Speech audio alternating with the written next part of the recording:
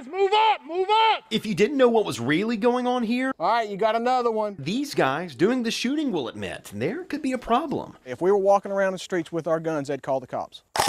Now, what if we told you this was going on in Horry County? Say sometimes literally in your neighbor's backyard. The lady called the cops wanting to know why SWAT was running around the woods behind her house. Over here, over here. They're not SWAT, but some of them sure look like it. While we're walking out. This is an airsoft team. Well, airsoft is a military style of play. Let's just want to cover some safety things. That's Kevin Shimwell. He's in charge of Carolina Outdoor Adventure, this 108-acre outdoor park filled with 15 playing fields. One of y'all want to go around this way? Earlier, you heard from Stephen Aldridge, who plays on the airsoft team, Sons of the South. The guns, I mean, as you can see, they vary, and they are one-for-one replicas of what the Army actually uses now. Got him. Aldridge shoots a replica of an M249 SAW, or M14.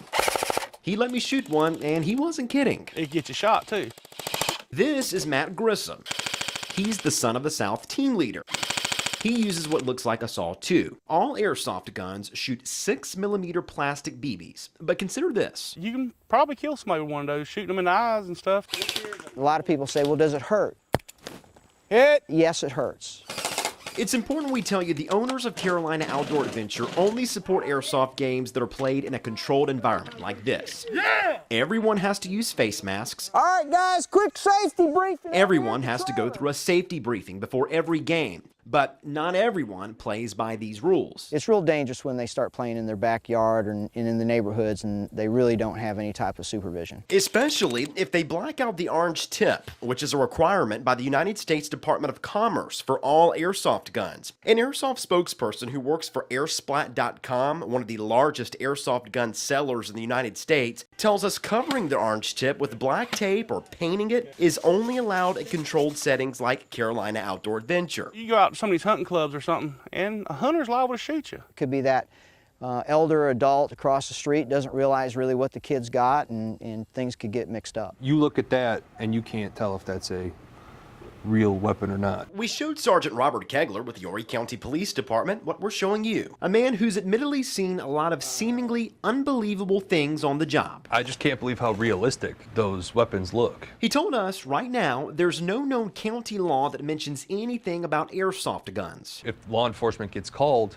to a man with a gun call and we pull up and there's a guy with a gun that looks just like that shooting at somebody else, we're going to take action. How you doing, man? Grissom told us about the time he got pulled by law enforcement on Highway 905. Of course, I was speeding. Cop came up to the truck door, and I went ahead and stuck my hands out because I had the saw sitting in the back seat.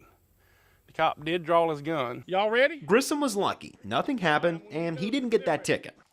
My biggest concern would be if it's not controlled, not regulated, putting people and children in harm. We also showed State Representative Vita Miller this video. I had no idea there was anything like this, any sport like this out there. And we also learned there's no state law that regulates the use of airsoft weapons. Everybody's got their own set of rules and their own set of regulations for it. Is this y'all's airsoft stuff? We found a store in Myrtle Beach where the clerk told us he usually doesn't sell airsoft guns to kids. I mean, it all depends, really, on how mature they are. I think some of the retail stores should have some obligation in monitoring the sales of those type of guns to individuals. Or the requirement for a safety course. That would not be a bad idea, kind of like a boater safety course.